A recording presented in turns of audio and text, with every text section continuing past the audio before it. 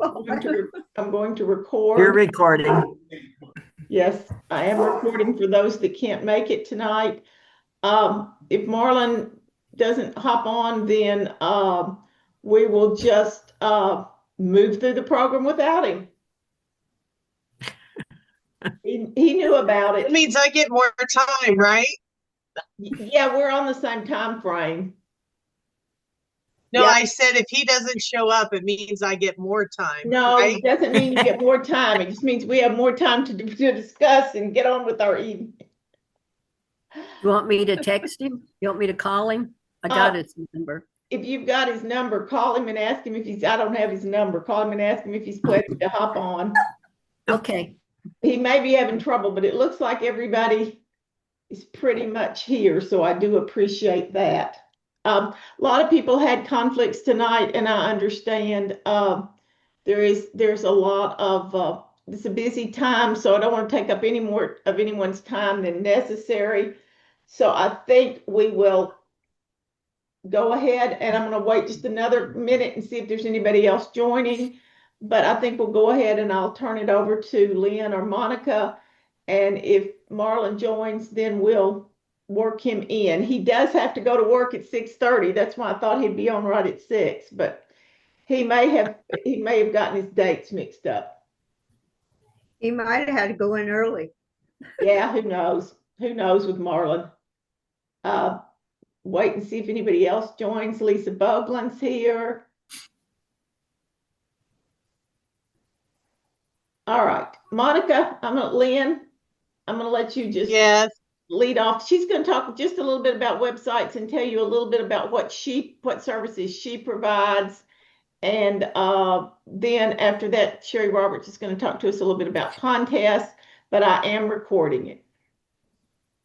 All right. Do you want to give me control? Yes, I've already done that, I thought. Oh, I don't know. Share screen. Oh, yes. All right. So I got to figure out which screen I'm sharing. Hold on. I do that. I have that problem all myself. All right. Why are you not giving my PowerPoint as an option? All right. Give me a minute. I may just have to go through it and then send you all the slides later. Yeah, let me see if I can get it. Easiest thing to do. Our internet's been cutting in and out. Ruth, is your internet okay? Because I think you're in the same area I am. Ah, there it is. Okay. Yeah, there. I'm okay. Hey, excuse me, Clarissa. Yes. Marlon said you didn't send him the link. I did. I just sent it to him twice. Okay, I'll tell him. She said she just sent it to you twice just a minute ago. Try it, see if you can find it. Okay. Do you want me to go ahead and start or wait for? Go ahead and start. Okay. Okie dokie. Let's see here. Where's my? Hold on. Slideshow from the beginning. There we go. Building an author website. All right. Every author. Let me see if I can get this out of the way. Or you're gonna. Okay. There we go. Can you all see it? Yeah. Yep. Yes. Okay. Every author needs a website. Your website is basically your online home base. It's where readers, agents, publishers, planners, everything find you. And it has accurate, up-to-date information. It's basically like a digital business card and your portfolio and a bookstore all rolled into one. So social media trends will change, but your website will stay constant. Things you want to include or need to include: an author bio page. Let them know who you are and what you're about. Contact page, a way for them to get a hold of you, to connect with you. Sometimes you can combine those two, but for the most part, you want to have both of those. Book pages. You don't want one page with all your books listed. You want to have a separate page for each book, or at least every series. You want to include a cover image, a blurb, direct purchase links like a link to Amazon, Barnes & Noble, wherever you've got your books for sale. It's a good place to add reviews. You get those reviews on Amazon. Another thing is copy some of them over to your book page. You want a page for any services or appearances. If you do school visits, if you do workshops, editing services, formatting, whatever you offer, that's a good place to put it on there as well. And you always want links to your social media. You don't try and do a lot of social media. At least pick one or two and stick with them. As far as that goes, I'm going through this real quick. Design matters. On the picture there, can you see what's wrong with that picture? Everything. Everything. Okay. Obviously the background is very child friendly and cutesy. The book is obviously horror, they don't mix. And the writing, the description of the book, obviously from this I Am Scary, is very hard to read. So those are some of the things I wanted to give you an example of what not to do. Now, what to do. Choose your colors, images, and fonts that reflect your genre, your personality. Keep fonts readable. There's a couple there, and I made them rather big, so they're probably easier to read. But some of those fonts, they're very, very pretty or very theme-like, but they're hard to read. You want to be consistent. Your banner, your logo, your colors should match or at least go along with your book covers and your other social media posts. Your header, your logos, those kind of things, those are your author brand, and they should be consistent through all platforms, your website, your social media, everything. So you want to make sure you keep that together. You can also make your website work smarter, okay? You've all heard probably the term SEO, search engine yeah, that thing. One of the things that gets you higher up on those searches are links, okay? Internal links that navigate within your site and external links that take people off your site. Now, a key thing to do is when the links go inside your site, you can just go directly there. If it's an external link, you always want to have it open in a new tab. That way it does not leave your site completely, okay? You want to connect with other authors, writing communities, writers groups, those kinds of things. That helps you boost visibility and connection. Plus, when we do that with each other, that also cross-promotes all of us. I'm promoting you, you're promoting me. Some of my people might find things they like for you on my website, or from you on my website, and then from me on yours. Your navigation needs to be simple. You shouldn't have to click more than twice to find your book from any page, okay? Another good thing is to add a subscribe or a newsletter sign up. That'll grow your reader list, and that mailing list, I could do a whole presentation on that. Bonus features you can add, blogs. Blogs or newsletters are also great with websites. Just a quick note down below, if you start a blog or a newsletter, you want to make sure you're consistent in posting. It doesn't matter if you're going to post weekly, bi-weekly, monthly, whatever, but once your readers get engaged with you and realize, okay, they're sending out a post every week, you don't want to send it out consistently for a while and then drop off, and you're going to lose readers. And they're not going to know when to check back for posts, or, they're going to lose interest. You don't have to post every week, but when you do post, make sure it's reliable and the same. Stick with it. It's better to publish once a month than to post every week for a while and disappear. Basically, consistency builds connection, and connection builds your readers. The other things you might, jumping back up, Media kit, a downloadable author photo, bio, press ready for event planners or journalists for when you do your in-person. Testimonials or reviews that goes along with the reviews on your books. Event calendar, especially if you do like school visits and stuff. Have a calendar on your website to show where you're going to be and when. That way they can see, hey, they're in high demand. It might get them there.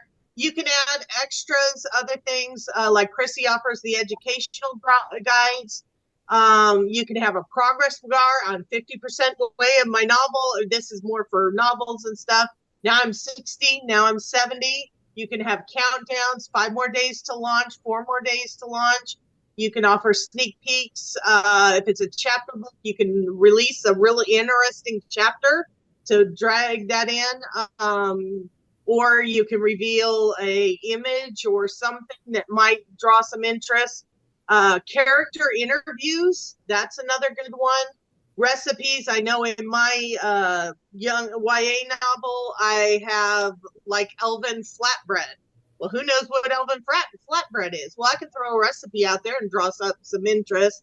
Other things like that. Anything you can think of. And a lot of those things can also be stuffed into a newsletter or a blog or other things like that. Your website doesn't have to be complicated, but it needs to be authentic, personal, professional, easy to navigate, and most importantly, it has to be you. It's an invitation into your world. It makes readers want to stay and explore, especially once they get on your site. You want things to grab their interest, so they'll click on that and go over here and click on this and go over there. Keep it updated along with the newsletter and the blogs. When you do not update your site regularly, it starts dropping you on those search results, because I mean all the information may be up to date, but when you do not make changes to it, the search engine says, well, this website hasn't had anything for a year or 6 months. And it starts taking you down on the search engines. So you want to keep them active, engaged. You want interactive elements. An example of that would be, and it's not done yet, but for my young adult novel, I've created a map that most of the story takes place on. And I'm going to make it interactive where you can click on a town name and learn about that town or something. You know, things like that, just to drag them in. Need any other help? All my contact information's there. I will send this to Chrissy so she can send it out to everybody. Yeah. Please feel free to reach out, and I am more than happy to help. I've got my author website there, which takes you to see what I've done with mine. It is always a work in progress. And then the Blue Shell Designs is my new web designing and other services business. So. Okay, Monica, I hate to interrupt you because you're giving us some great stuff, and I know we have some people that want to ask questions, but Marlon has joined us, and I'm going to let him talk for just a minute about audiobooks, because I know he has to go to work here shortly. So let me stop sharing. Hold on, figure out how to do that. We'll let, for those of you that don't know, while she's stopping to share, Marlon Hayes is he is an amazing up-and-coming, already established, yet really building a name for himself in the author community. He's an all-round nice guy, but he has an incredible voice, and so he's going to talk to you a little bit about doing audiobooks. I know that he has done one for Ruth, and I know he has done one for Charlotte and Kathy. Marlon. Okay. All right. Good evening. So audiobooks, when you look at them, when you Google the results or the typical prices for them, that scares a lot of authors off. Even though an audiobook, for most people, it's their go-to when they're in their car or when they're in the house doing something. They want to listen to an audiobook. They want to listen to a story. So what I've done since Charlotte and Kathy gave me the first opportunity to do their book, I've kept getting better at narrating and producing them. And I realized that if I can cut your costs in half, or we can make a royalty deal, depending on people's finances, because some people can't afford to create an audiobook. The typical cost for like a 80,000 word book is between $4,000 and $6,000. I don't know too many people who have that kind of money laying around, especially authors, because we're trying to make our way. We're trying to, do the things we want to do. So what I've done installment plans. I've done reduction in rates so that people can get their book done, because it is pretty cool to have an audiobook in addition to your ebook, your soft cover, and your hardback. So I've also gathered a group of voice actors with me. So I have like 3 or 4 other people that I work with, depending on what the project is. And everybody is interested in doing children's books, because a children's book is not as time consuming as an adult novel. So a children's book, that might be 2 hours of recording time. All right. How long, did it take you to do it, narrate, doing the different voices and all of that? So I wanted to present that opportunity to more children's authors as well as adult authors. But it's like Matthew McConaughey does one where he reads people to sleep. And I'm like, how cool would that be? Yeah, Sorry. to do a children's novel for somebody to play, a children's book for somebody to play so the kid goes to sleep. And so I've been working at it for a couple of years now. And with each, I keep getting better at it. The production part was daunting, but I know what I'm doing now. So I think I have customers, clients lined up for the next 4 months. Ooh, But good I for have, you, Marlon. thank you, but I also have other narrators, thank you, who I'm also trying to keep them busy. And so, like for children's books, uh, contact me. We can make a deal. I'm not going to hit you over the head and say, well, the typical price for this is $4,000. No, we'll come to some kind of agreement, whether it's royalty based or a different kind of fee. Maybe it's $100 a month for 4 months, or whatever it is. But I think that's a Marlon, I good option appreciate that. to have. Yeah, I think it's a good option to have. And like I said, I have narrators who want to stay busy. They want to have a project every month to occupy them, and so they can keep getting better. So if you are interested, or it's something that might, you want to give it a shot, give me a call. Hit my email. I'm sorry I don't have my production stuff up, so I can just put it on the screen. That's okay. You But can send it to me, Marlon. I'll send it out to you. okay. And like I said, I think it will be a cool extra thing to have for a book. Like, okay, well, we're going to get this book. Oh, it's also available in audiobook. So I think they're working on a platform now where if you buy a book on Kindle, you can also get it on audio so that you don't miss the story when you get in your car. So you can get in your car and listen to the same book. So I just wanted to give that opportunity.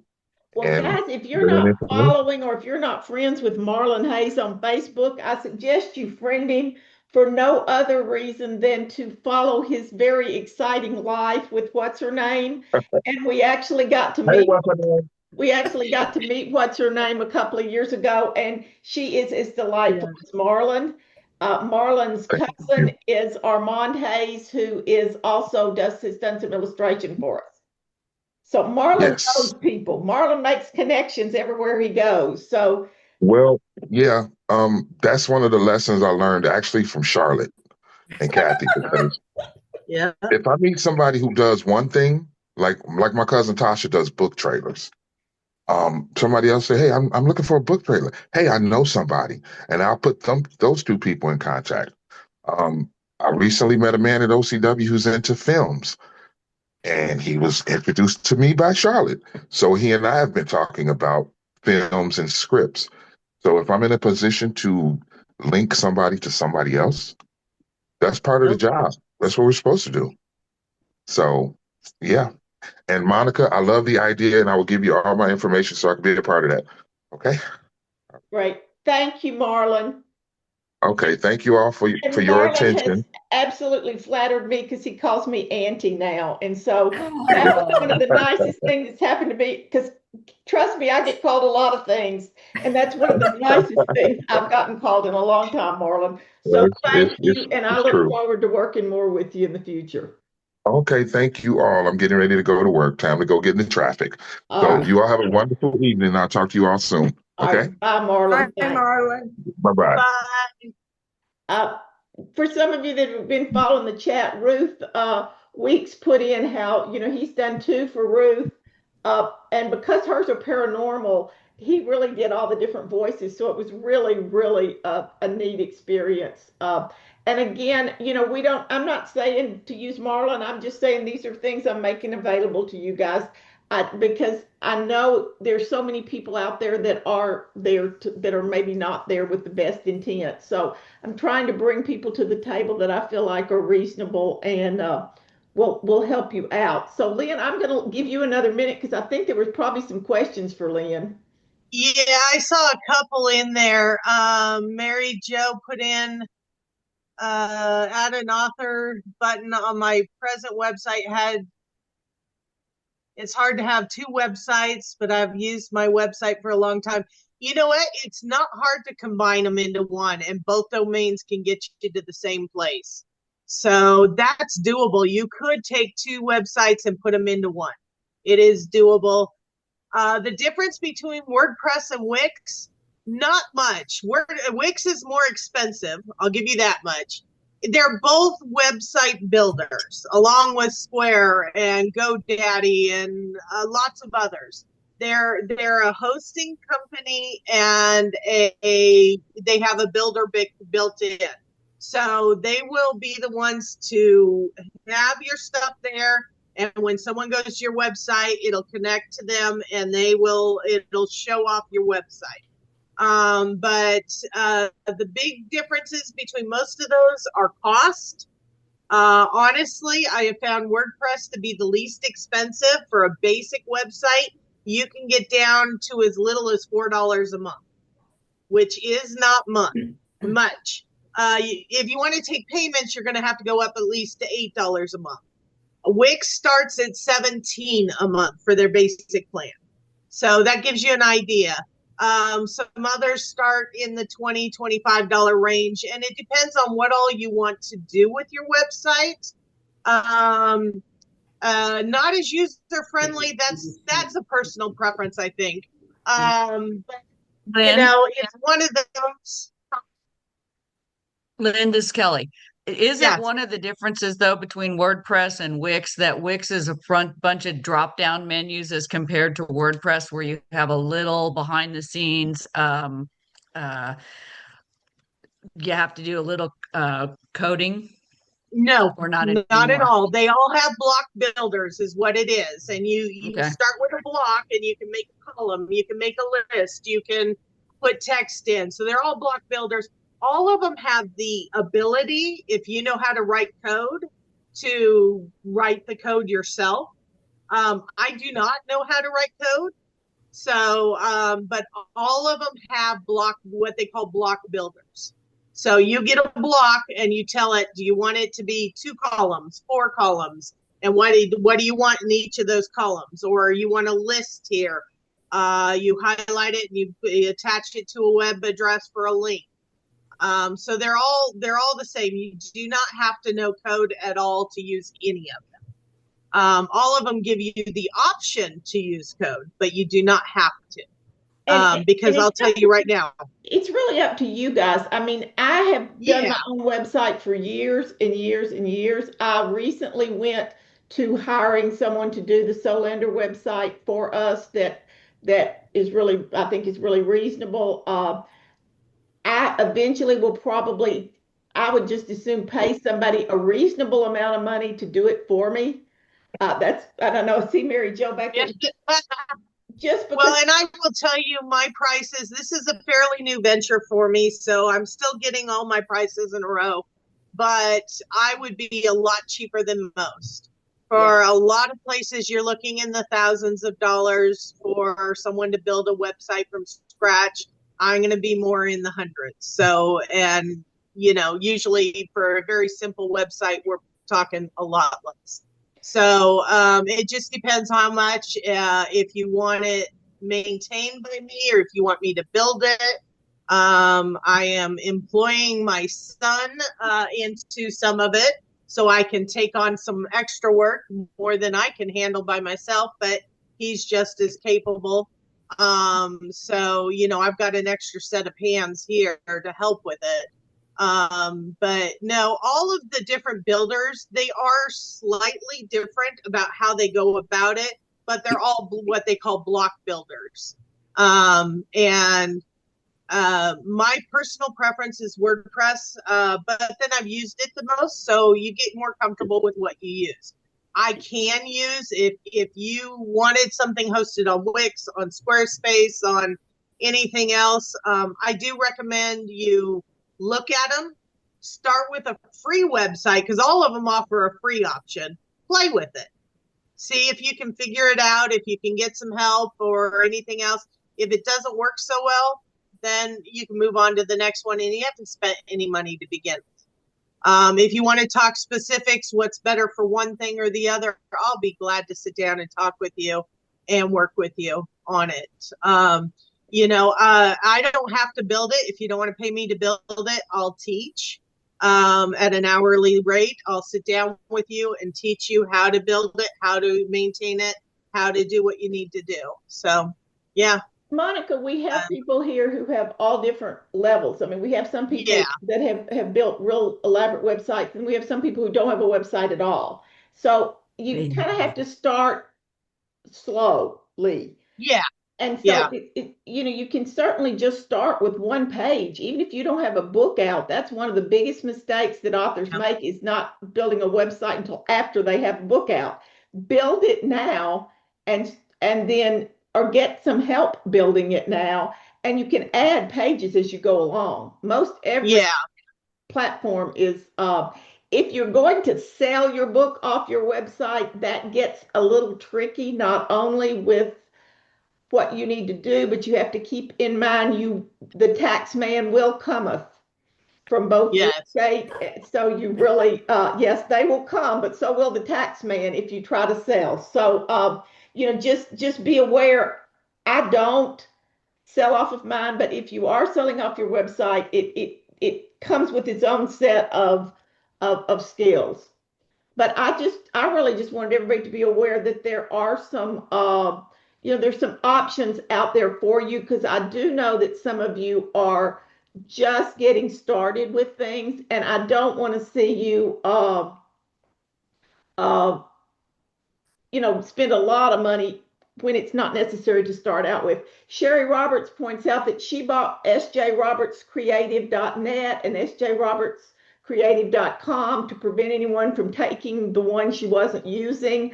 I did the same thing. I own clarissawillis.com and .net. I didn't buy much beyond that. But you can have both point to your website. So it doesn't matter which way they go.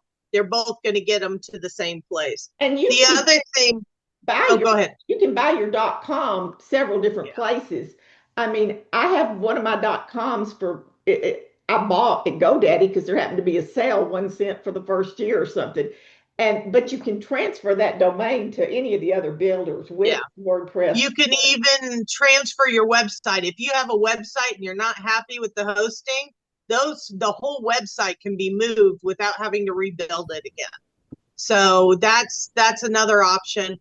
Also, I was going to build on what Chrissy said. If you don't have a book yet, sometimes just starting with a simple blog will start building your presence, building your audience. So when that book does come out, you've already got some following you, and it gets you started.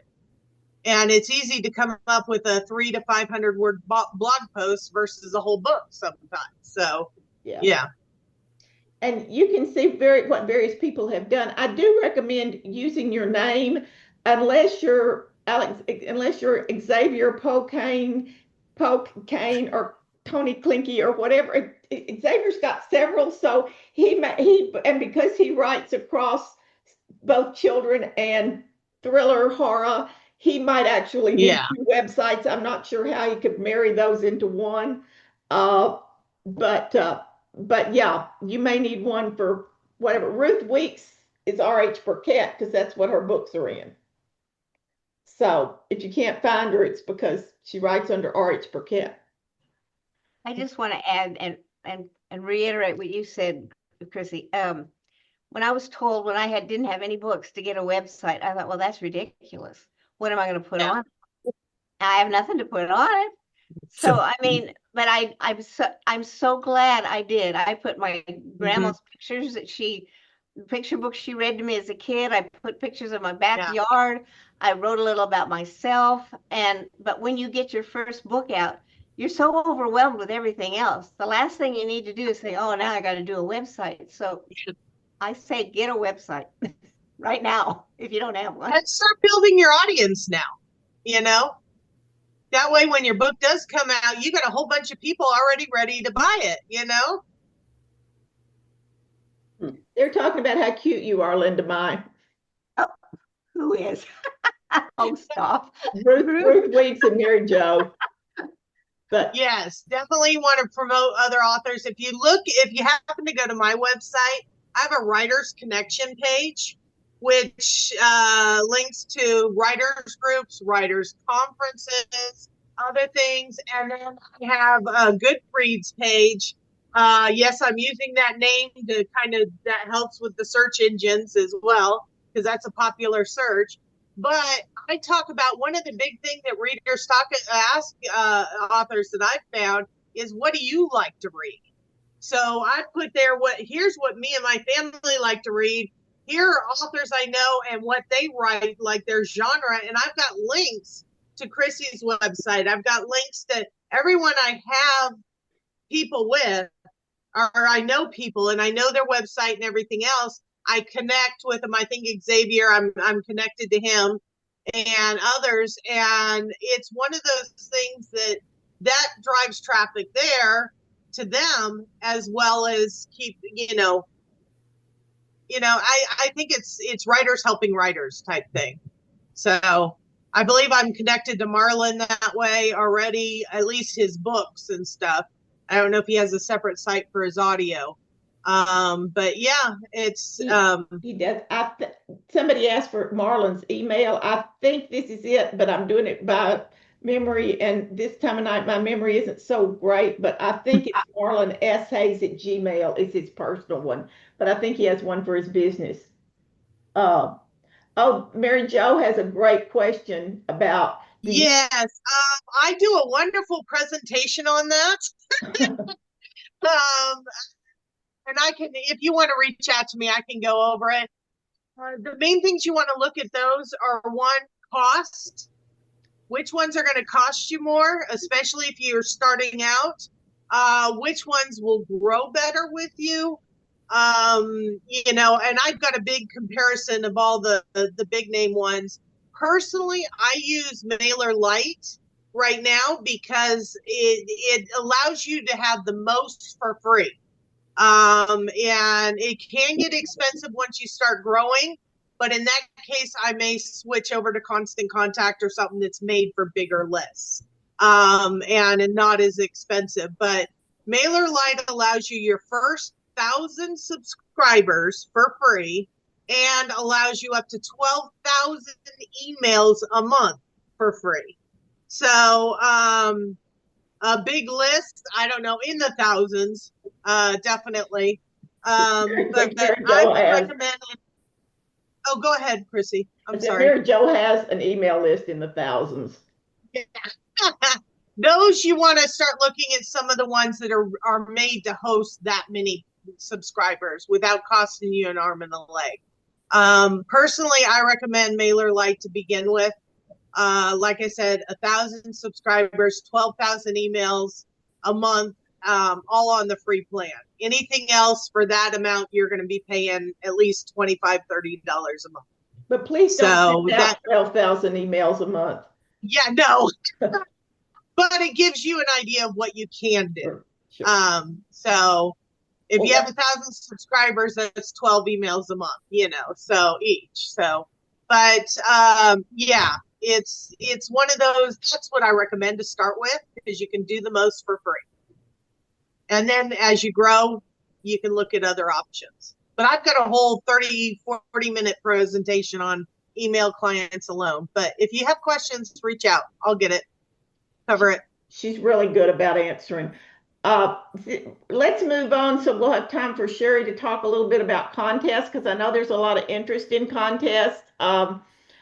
This weekend it was really fun because Ruth and Sharon Keziah Holmes and I went to the Will Rogers Medallion Awards, and that happens to be where Linda Mai lives. So she met us for lunch, and we had about a 2 hour lunch, and it was great fun.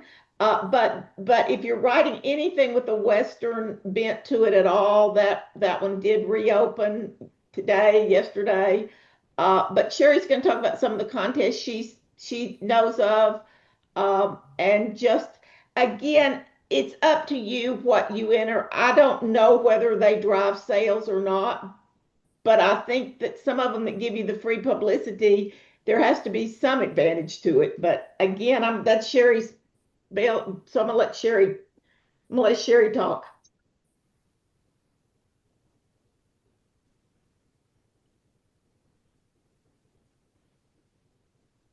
You're muted, Sherry. You're muted, yeah.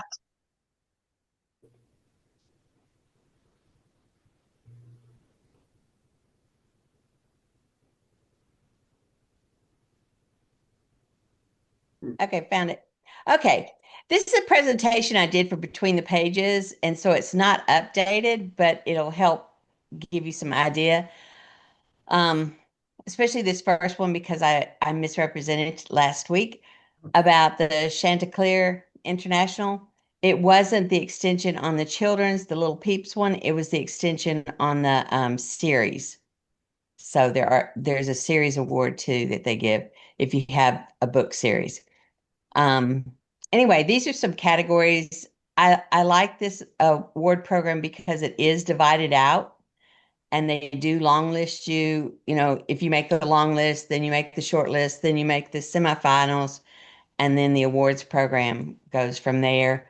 Let me see if I go to the next one. Will it go to the next one? No, high stakes. No, it's not going. Oh, wait, there it is.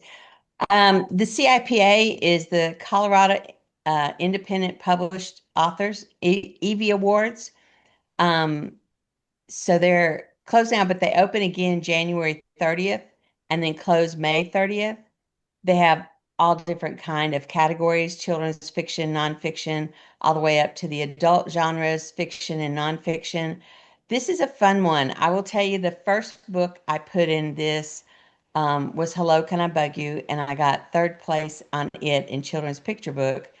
This year, I turned in Amika under picture book, and we got a first place. I couldn't believe it. But anyway, we got a first place. I was really excited about that. I've been so busy, I forgot that the awards program was even coming up until I got this notice that I had won. And I was like, ooh, I should have gone to that awards program, but I forgot it. Another one is the American Fiction Awards, which is American Book Fest. It closed in June, but it's probably open again. I have to check that for you. But again, it also has multiple categories. Then there's a new one that I applied for last year for the first time, which is the NAIWE Book Awards, which is the Children. National Authors, Independent Writers, Editors. Anyway, book awards, and they have from book cover awards, they have children's all the way through adults. So they have all these different categories. They had a postmark last year of July 1st. And I'm sure it's probably open again already. I haven't checked on it yet. The Book Fest, we just placed, Miko placed third in picture book for the Spring Fall Award, and Just Call Me Partner got second in chapter books in this award. I just looked and it has opened for the winter. I mean, the next one, it'll open January 1st. It'll open in January for the next, what they call the winter awards. These were the spring fall awards, which were books that are published the dates I've got there. And then they'll do the winter books, which are books that got published like now in the fall. So you can apply for that for the winter awards. We won the year before for Hello, Can I Bug You? But I've now forgotten what it won. There's the Forward Indie Book Awards. We've done well on that. I say we, like me, myself, and I, those three people. There's the National Indie Excellence Award. No, I didn't get that one. But there's a great website. And again, I'll update it and send it to Clarissa and she can send it out to all of y'all. There's a website that's the 80 top book awards for authors. And it will tell you everything from independent to traditional. And if you're independently published, which is Solander, then you want to be sure that you're really not sticking your neck out there against traditionally, because quite often you're not going to win against them. I hate to say that, but it's kind of true. Then let's see. Let me see what else. Oh, the other thing I have is a lot of people will say don't pay for reviews and don't pay for competitions because they don't count. As an indie author, quite often you are paying for competition book awards because there are very, very few book awards that will include an indie or self-published author. You won't ever get a Caldecott or a Newbery because you're not traditionally published. Solander's not considered that. So quite a few of these you are going to pay. So if you do a reader's favorite, this is one of my pet peeves is when somebody says don't pay for reviews. If you do a reader's favorite review, it is a free review. Unless you're somebody who is nerdy like myself and you don't want to wait the 5 to 7 weeks for that review and you want it expedited. So you pay the $59 to have it expedited so you hear in 2 to 3 weeks. And I am one of those impatient people. The good thing about a reader's favorite is you can simply send them the manuscript. Like if you have it, it's not totally laid out, you don't have the ARC from Sharon yet or something like that. If you've got the manuscript, it's final, you've sent it off to Sharon, whatever, you can actually send that in for the review and get it back so that you have a review and you can start, like Lynn was talking about, you can start that buildup of interest in your book before the book even comes out. So you have that. You can wait the 5 to 7 weeks. There are people who are not quite as nerdy as me, and you will wait. The thing about a review on Reader's Favorite is some people say, well, everybody gets a 5-star review. That is not true. Because I myself, when they send you your review, I have gotten all 5 stars reviews every time. However, if you read your mini review, it breaks it down by categories, and I don't always get 5 stars in every category. I've gotten several times a 4 in marketing or a 4 in typos. That one broke my heart. I then had to go back and go, why did I get typos? One time I got a 4 in content that goes back to marketability. They didn't think the book was really marketable. But they liked the book, so it ended up with a 5-star. But if you get a 5-star or a 4-star, then you are allowed to enter into the Reader's Favorite International Book Awards. And 'Twas the Night Before Christmas, the first book I had out, it got, in the International Award, it won 2nd place. And I was thrilled. That was my very first book. I was so excited.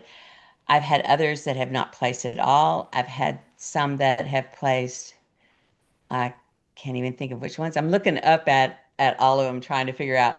I have some that have placed 2nd, 3rd, or honorable mention. Hello, Can I Bug You got honorable mention. CC, my middle grade book, got second or third. I really can't remember at this moment. So those are really good to get those awards too. It does again cost, but it's a good award. The thing about awards that you have to remember, like I didn't put it on this one, but I'll send you info about it. I'm going to stop sharing so I can just talk to you. The thing about awards, if you do any of the dragonfly, the purple dragonfly, the royal dragonfly, the story monster, it's all under the story monster headline. If you do any of those, you're actually getting free publicity. Because if your book ranks honorable mention or up, you go out in their email blast that goes out. And that email blast goes to like 500,000 school librarians, public librarians. Who's paying for that? You're not. You paid for the award. You pay to enter the award. And now you're getting promoted without lifting a hand. And it's like, why not, people? It's free publicity. So yes, if you don't, like I've done the Moonbeams, I will admit, have done the Moonbeams Award, and it has now become one of those things, my Achilles, that I am going to place. I have yet to place in the Moonbeams, even under honorable mention. But that again is one of those that it's a lot of publicity if you do make it. If I ever make it, you will hear me from wherever you live because I will be so ecstatic that I finally made it. Well, As often as I have tried. I think it's also important to note that some of these, there are some awards that are specifically for indie authors. Several of you entered your book this year in IBPA, the Independent Book Publishers Association, of which we are a member, entered your book in their competition. If you are fortunate enough to even be a finalist with them, you know, they have approximately 100,000 members, authors, editors, readers, and you get incredible free publicity. You get a free video that they put out to everyone. There's a big award ceremony, and the same thing with Will Rogers this week. You know, they put out, we could have done book signings. They put out all this publicity, and all I had to do was kind of show up and get my award. So that was, now whether or not I will see an immediate uptick in sales, we'll see. And that's you know, that's sort of the secret of, you know, what is that balance. But Sherry has certainly entered a lot of BPA does let traditionally published books in. However, they don't let big publishers in. They don't let, like, you won't find like Big Five. Penguin. Yeah, you won't find, well, I think it's the big four now. Somebody ate somebody else up, but whether it's 4 or 5, they don't let them enter, but they do let smaller presses enter. But there's some other ones like there's one that's several, you have a dog book. American Dog Writers Association, the Dog Writers Association of America, I should say. Dog Writers, and they also have, for my cat person, Ruth, for cat books. Somebody else does cats, I think, too. But for cat books, that's, Kathy and Charlotte do, don't you? You have a, Morris is a cat. Yes, we have a dog. There is a Cat Writers Association too, who also has award. Gus won for the dog writers. It won first place. Right now we have Amika Help Zoe is entered in that competition for this year in the Dog Writers Association. And I've been a judge in that, so I know what the books are. What'd you say, Clarissa? I'm sorry. I have a question that where are your books so librarians can order them? My books are mostly Amazon, but they're also in Barnes and Noble. And then, of course, all the hardcovers are on Ingram. And when you go to my website, sjrobertscreative.net, you will see all them within their categories. You can go to picture books and it'll tell you about each picture book and is a link to order them and get the ISBNs. And then there's a chapter book because I've just started a chapter book series. There's the middle grade series, which is complete now. All 3 books are written. So they're all available on Amazon or just order them through Ingram Sparks. either But one of that those. Library of Congress number that we get for you for your books, that makes it available. But there is something that was promoted this year at the American Library Association. Amazon now realizes that they have missed a big piece of the pie by not going after the schools. And so Amazon has now created a schools division where schools are not only they're not only working with schools to take purchase orders, which was they didn't take in the past, but they're working with schools to try to get whole districts to order from Amazon and then give the points to the teachers. So when you order so much from Amazon, you get Amazon points. So they're even coming out with these Amazon teacher debit cards, and I look for them to start commercially selling those because they take everything to the next level. So, buy your teacher a commercial Amazon, buy your child's teacher a commercial Amazon card and so at least they're now going after that market rather than just ignoring it. So that helps us. And another thing, and I will point this out because Clarissa's the one that pointed it out to me, and it has worked very well for me because I tell everybody, especially teachers, um, if they have a Kindle account, even though our books are free on Kindle, you get paid every time they turn a page. So if you have a picture book and a teacher wants to show it up on the screen while they're reading the books for the whole class to see, if they open their Kindle account and open that book and they're turning pages to read it to their class, cha-ching, cha-ching. Oh, you And are it has so worked very, clever. very well for me. You what? You are so clever. Oh my gosh. I No, like I'm just tacky. cha-ching.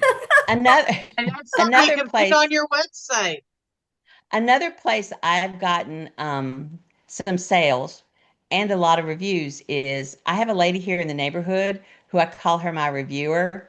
And I will take a book down to her and I go, okay, here's another book. Will you review this book? And she'll say, yes. I say, and you know the drill. And she takes it to her church library and turns it into her church library. And they use it in early childhood classes. They use it that they have there at their church. They use it in Sunday school classes. They use it all over the building. And so I've got a whole nother audience because I just asked her to, and she posts a review. She always posts a review. She's really good. But I will go down and go, okay, you know the rule. Like, yeah. And so, if you've got churches or your church has a children's library or a church library, take your books, especially if your children's books are chapter books, either of those levels. It's harder with the middle grade, I'll say that. But if you've got the chapter books and that picture books, take them to the libraries and say, to the church libraries and tell somebody in the church library, say, if you review my book, I'm going to donate the book here.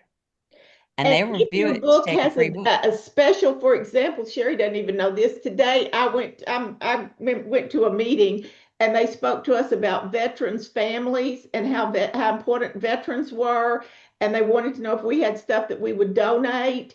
And I happen to have 2 copies of Sherry's book about Memorial Day that features a veteran, and so I have now arranged to meet up with the lady to give them those 2 books, Sherry, but she'll be putting them into something that they're doing for veterans' families. And you just don't know where all of this could lead. Because I know a Charlotte and Kathy story. They were at the Crescent Hotel signing their book about Morris the ghost cat. And this little lady came up and they were really nice to her and they had no idea who she was. And turns out she owns the Crescent Hotel. And so she bought their book and she's all excited about it. And now, your book is all over the Crescent Hotel. And we're very happy about that. I wrote the book about my best reading buddy, about my granddaddy getting macular degeneration and couldn't read with me anymore and learning to read on a tablet. He didn't, but in the book, the grandfather does. And I told my eye doctor about it, who was doing my cataract surgery. And he bought copies of it to put in his waiting room. because he has so many grandparents that come in, and that's one of their concerns is how are they going to read to their grandchildren anymore. So he put the book in the waiting room for people to read about other ways you can still be your grandchild's reading buddy, even with that, which I found Never hysterical. miss an opportunity. I know, now I walk into my eye doctor and there's my book, and you're like, this is so weird. So Well, there, let me tell you something that happened to Kathy here. You know, talking about getting your books in schools. Well, Kathy's a daycare provider. Show her your paper, Kathy. She showed this to one of the Department of Education people who come and every month, is it They come every month. We know her. And she puts in her newsletter every month a book that we have wrote. Nice. Wow. Oh my So goodness. this was Tales of Possum Hollow. So connect with daycares. And Also, they have members for this, probably 1,000 people. Oh, wow. so it's really all about the connections that you make. I don't want us to go too far over our 7 o'clock time, but does anybody have any questions? Tanya, you don't have to raise your hand, just start talking. Well, I didn't want to interrupt. So I emailed Dawn this past week and Sherry, and Dawn and I connected on book reviews. And she said, yes, I will review Boy Patriot for you if you review 2 of my children's books. And I said, great. So she sent me the 2 PDFs and I read her books, and they were so fun to read. They were lovely. And I wrote reviews on both of these books for Amazon. Submitted the one, and within a few hours I got it back, you know, the whole process, everything was fine. And then I copied and pasted it onto Goodreads. And then I waited for the second one to come in. And then I waited. I still have not gotten that second review back. And I was just going to ask the crew here if I did something wrong or if it will eventually come to me, or I had to write a review. I had to write 3 reviews of Chicken Bristle for them before one went through. Usually mine go through in about 10 minutes because I review everything I buy from Amazon. If I buy shoelaces from Amazon, I review it. So typically my reviews have always gone through real quickly. This particular one did not. I've had them 2 to 3 weeks. Yeah. Some of them. okay. I'm right like that. Others, Okay. So it's And not, that's not unusual. No, and it But- doesn't mean you do anything. People like to tell you Right, it's yeah. because you did this or you did that. I don't know what their magic algorithm is, other than their business model would frighten the average person, because just in a nutshell, when you work for Amazon, you are given a daily total. And that is what you as the person are supposed to sell in a day, and they don't care how you do it. So you may see Xavier's book put on sale for less than what they paid for it, because their AI tells them that people that bought Xavier's book are more likely to come over here and buy 12 hatchets or a food processor or, you know, whatever. Yeah, I get it. Okay. And so they have to meet those daily totals. And I know someone who actually worked for Amazon, and you get a warning if you don't meet your daily totals across a certain number of days. But if you don't meet them across 7 days out of the month, you're out. Mm. So it is very much a revolving door, but it is about meeting a daily total, not about individual prices of items. And that would drive most people who run a business crazy, because that is not a business model that anybody in the world follows. In other words, I'm willing to As lose long as I money. know that I can just, you know, I'll just wait it out a little bit Yeah. longer. And Don, I swear to you, when that thing I comes believe through, you. I'll I be believe posting you. it for you. Thank If you. anybody else wants to trade reviews, just let me know. I'm happy to review. But sometimes if you submit 2 reviews close together, they'll only post the first one. That's what we found out. So sometimes when I'm doing that, I'll post a review one day, then I'll wait till another day to post another review. I wondered about that. Yeah. Yeah, because I really did do them back to back, like within 45 minutes of each other. And there So- may be some truth to that, but I've posted as many as 8 reviews in one day, and they're there in 10 minutes. So Well, this was 2 for the same person for Dawn. Yeah. I don't know if that Yeah. makes it, I don't know if that makes probably that does- Maybe. I don't know, but what I do with your books is I download them in my Kindle and I read them. quickly because I've already read them. But I mean, I'm a speed reader with them, but I read them all the way to the end. So Amazon can't say I'm not verified because I downloaded it, I'm verified, and I read it all the way through. So, but it's a crapshoot. Just don't follow each other when it says No, follow this I author. haven't done that. We gotta go. Love you guys. Anybody want? Oh, I think they just froze, but I think they just said they left to review each other's books. I Okay. have a quick question for Sherry. On that reader's favorite reviews, how do you get to that? Where do you go? You just Google it? If you type in reader's favorite dot, let me see. Mine comes up because I do it so much. Readersfavorite.com. And once you get into it and you create a login and everything, up on the left-hand side, it says authors, readers, contact, login.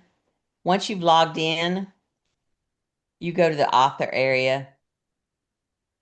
And once you go to author area, that's where you can just read your reviews or sign up for a review, whichever one you want to do. Okay, thank you. That's a good question. All right, anybody else got any more questions? Because if you need to leave, please feel free. But a few people do sometimes kind of hang out to ask extra questions if you have any. But you know, we're all in this journey together, so just take it slowly. Don't be overwhelmed. And Lean on your resources. yeah.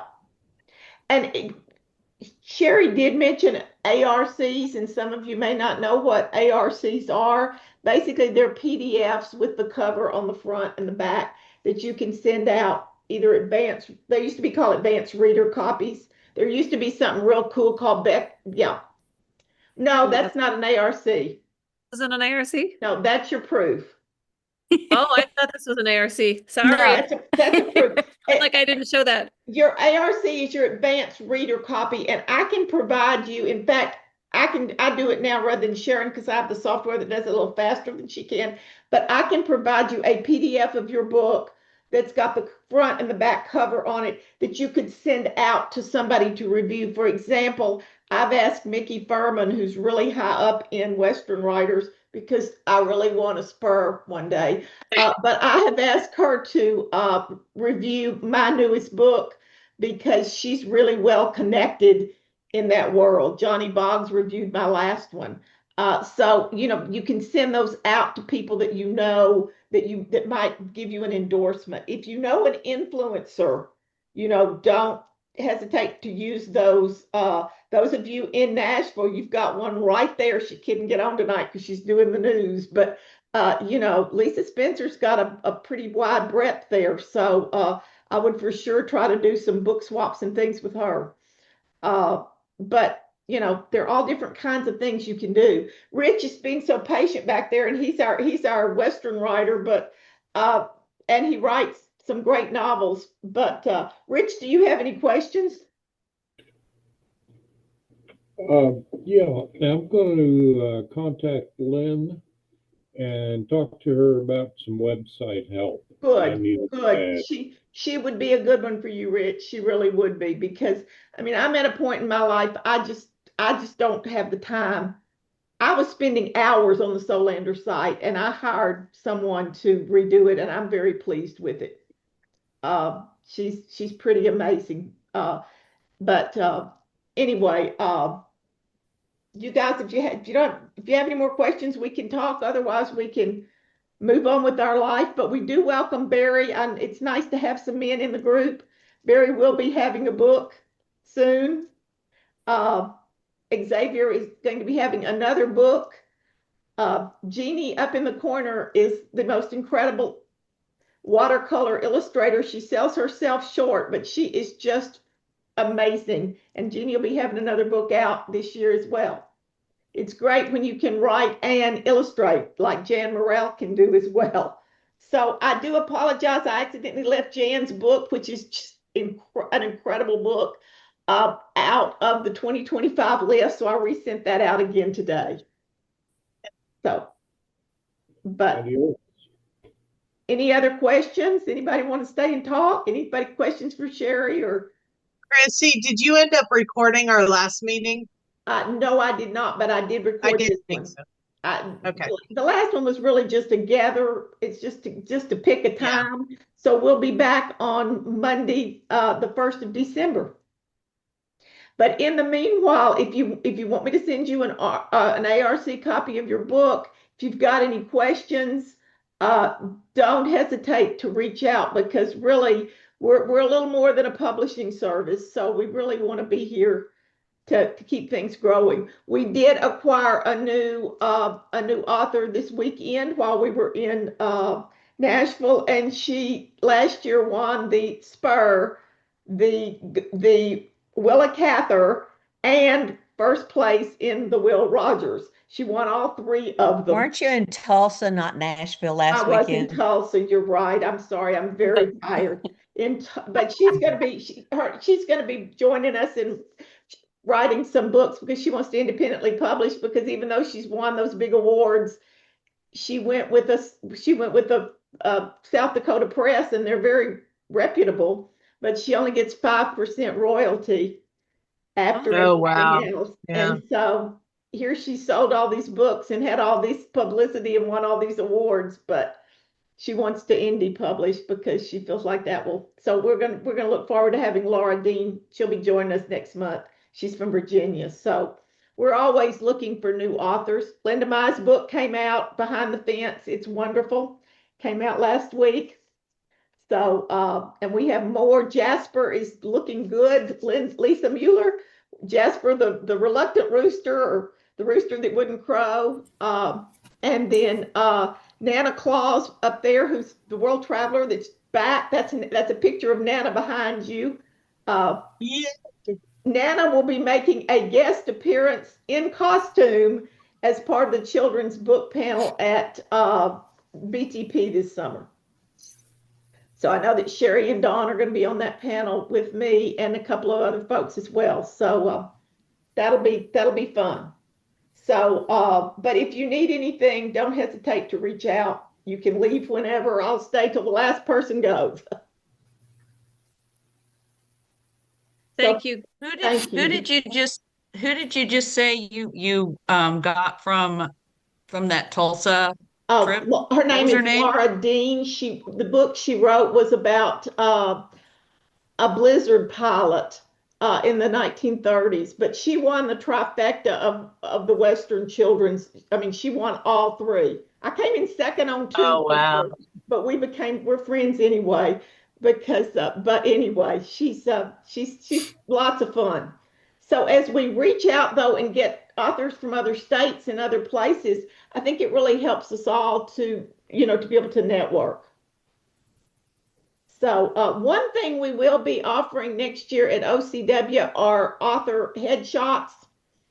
And the person that did mine, but especially did Jan Morell's, because Jan's a lot more photogenic than I am, will be doing them. And she really is pretty. We're going to have some different backdrops and things, and we're going to it's going to be very reasonable. It's not to make money for anybody. So it's kind of she's going to do them for basically what anybody's willing to pay her. So, but we will have 3 backdrops set up next year. But between now and then, if you need some author, headshots, you don't have to spend a lot of money to get it done.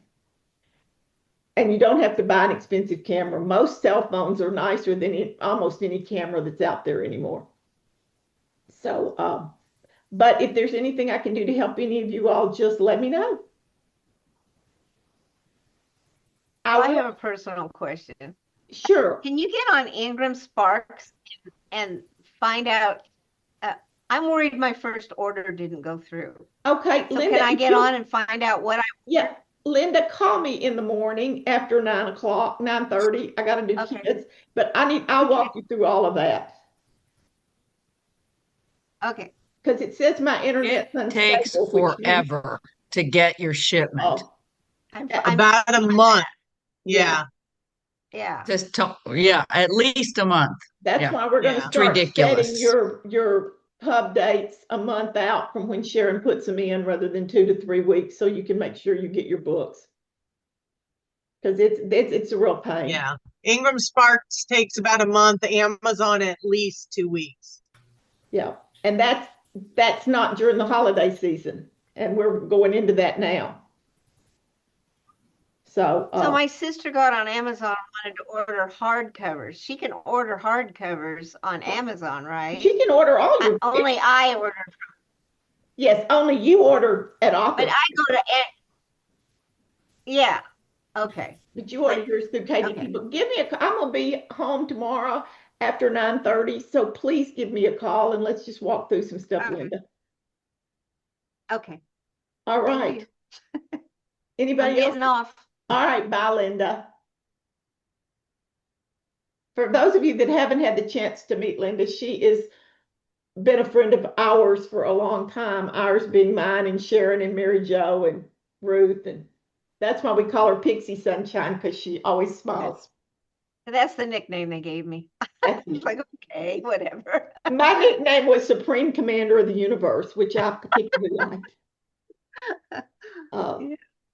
But anyway, I'm was scared to get off. I might miss something. It's okay, Lynn. We're wrapping up, I promise. Okay, bye. Anybody else? Lisa, you had any questions, or Mueller, or? I just wanted to talk, the reader's favorite that Sherry was talking about, Dot Spots. I did get a 5-star review on that. Oh, that's great. It was very simple to do. The email, I had forgotten about it. I did the 5-week thing where I just waited for it, got the email at like 3:00 in the morning, and was pleasantly surprised. I was able to paste it onto Amazon and my website. I was able to put it on there too. Very simple to do. So it was worth waiting. You know, it was fine. Yeah. So yeah. So I just want to let you all know I have done that. If anybody had any more questions about that or anything. Great. Thank you. What was the name of that again? I'm sorry. The reader's favorite. Reader's favorite. Mm-hmm. There's also Mom's Choice. They're a little bit expensive, and I don't know whether people really look, but Reader's Favorite is reasonable. I'm not a big fan of Kirkus reviews because they are so expensive, but Sherry has done several, and she's gotten several really, really good ones. Whether it translates into book sales, I don't know. But it's really a crapshoot into what works for you. But all right, guys, I'm going to sign off. Lynn, I'll see you tomorrow. Yeah. If I send you my address, I'll see you tomorrow. Yeah, I do need an address. Yeah. All right. So. Oh, thanks, guys. I'm sorry I was a little trouble getting on, but my phone saved the day. Yay. Goodbye. All right. See you then. Bye-bye.